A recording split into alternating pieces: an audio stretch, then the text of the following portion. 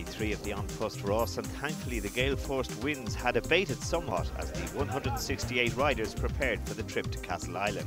I guess the thing of the Ras is that it's a race that just keeps leapfrogging itself, so I think you've just got to keep yourself up there. I'm a big guy, so when it's windy it suits me, when it's hilly it doesn't necessarily. But I think it's such an honest race, the Ras, so I think you've got to take your chances, and yesterday I was out in front early and I just stayed out there and kept pushing forward, and I think there's still a lot more racing to go in this tour. I think in the Ras it's difficult to make really plans, especially for one person. We have a plan with the team.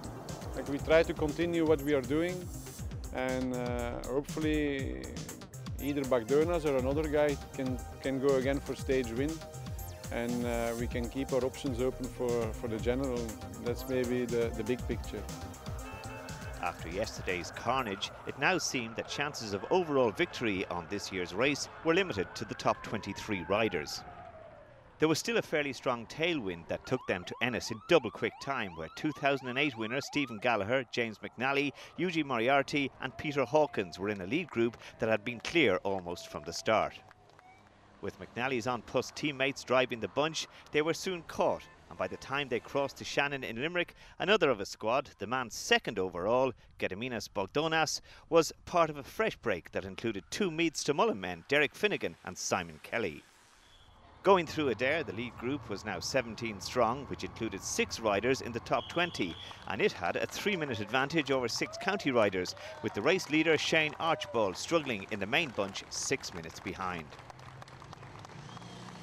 There was a very international flavour to the first climb of the day at Barna Gap, with Spain's Salvador Guardiola taking it ahead of Dutchman Floris Goossenen. Ukrainian Alexander Shedik was third, while another Dutchman, William Bergfeldt, was fourth.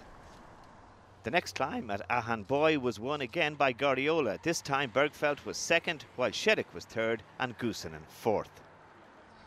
On the first passage through Castle Island, James McCallum of Rafa Condor was just 8 seconds clear of the lead group, but the gap to the main bunch was now down to 3.5 minutes.